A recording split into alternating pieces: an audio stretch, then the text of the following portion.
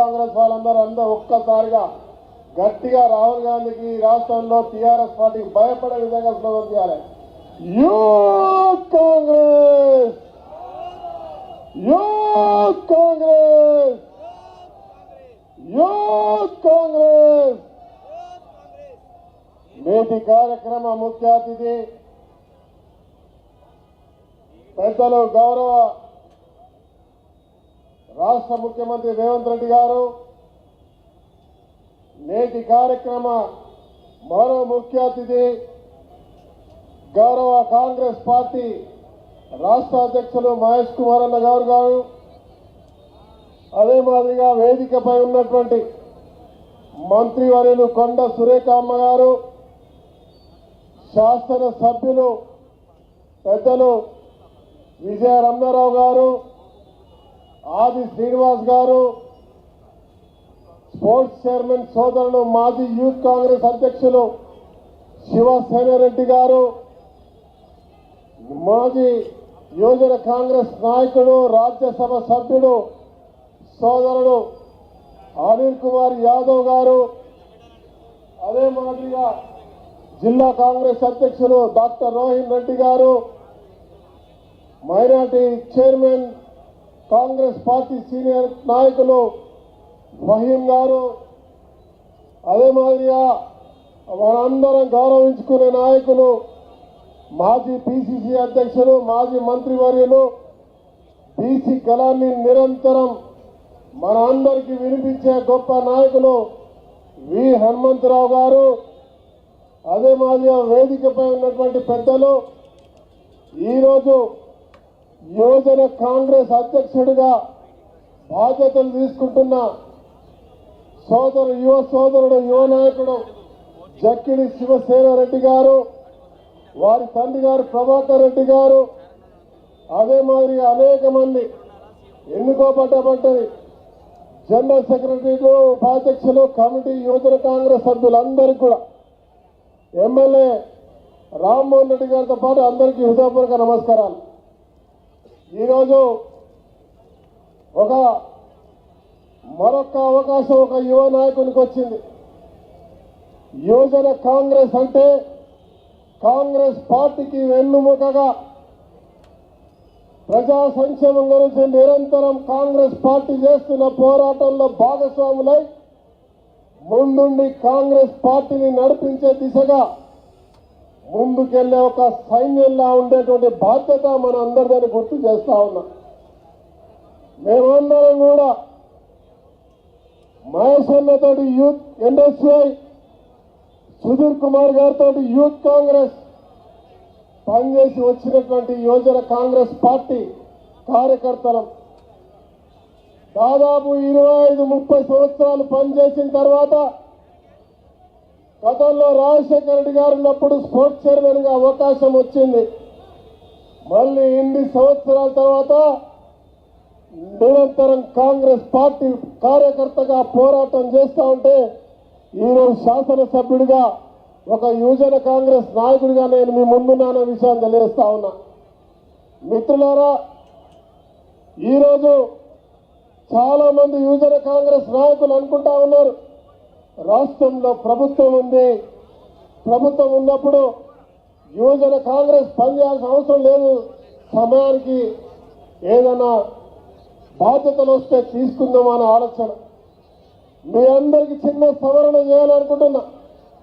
యువజన కాంగ్రెస్ ఎప్పుడు కూడా పోరాటంలో ముందుండాలి, ప్రభుత్వంలో ఉన్నప్పుడు ఇంకా బాధ్యతగా ఉండాలి.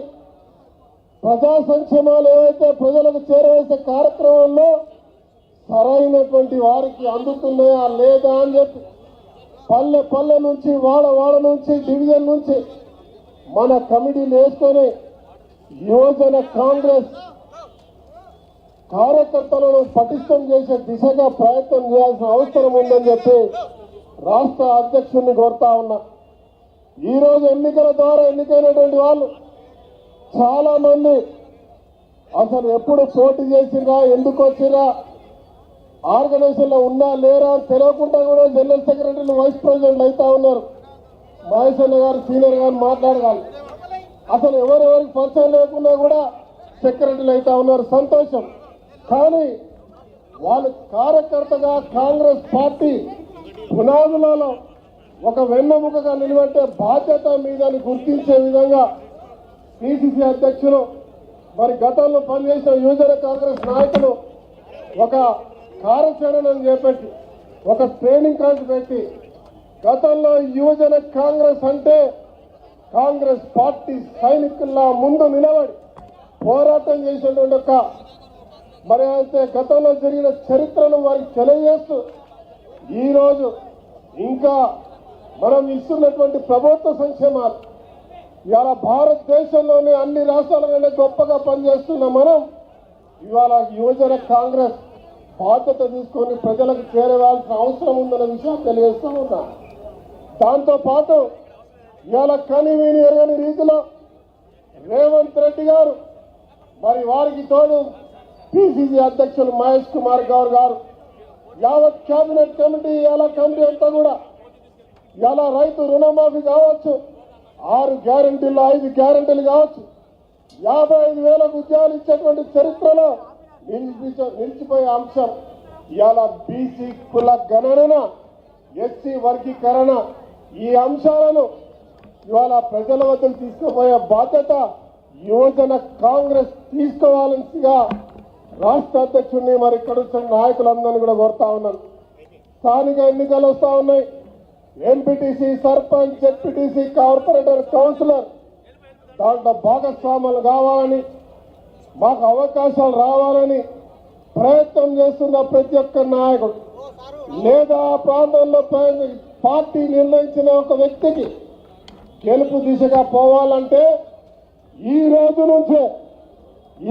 నుంచే ఈ క్షణం నుంచే రేవంత్ రెడ్డి గారు పిసిసి అధ్యక్షులు పార్టీ ఇచ్చిన సందేశాలను తీసుకొని రేపు మీ నియోజకవర్గాల్లో మీ యొక్క గ్రామాలలో మీ డివిజన్లలో యువజన కమిటీలు వేసుకొని పార్టీని పటిష్టం చేస్తూ ఇలా ప్రజా సంక్షేమ ధ్యేయంగా భారతదేశంలో అన్ని రాష్ట్రాలకు ఆదర్శంగా ముందుకు పోతున్నటువంటి యొక్క ప్రజాస్వామ్య తెలంగాణను తెచ్చిన కాంగ్రెస్ పార్టీ ప్రభుత్వ పేరును, రాష్ట్ర ముఖ్యమంత్రి గారి పేరును, పిసిసి అధ్యక్షుడి గారి పేరును, యావత్ క్యాబినెట్ ను, దేశ అధ్యక్షుడు మల్లికార్జున ఖర్గే గారు, రాహుల్ గాంధీ గారి నాయకత్వాన్ని ఈ భారతదేశంలో పేద ప్రజల పక్షాన, బలహీనుల పక్షాన, దళిత గిరిజనుల పక్షాన, రైతుల పక్షాన మనం అండంగా ఉన్న విషయాన్ని తెలియజేస్తూ ముందుకు తీసుకుపోయే బాధ్యతను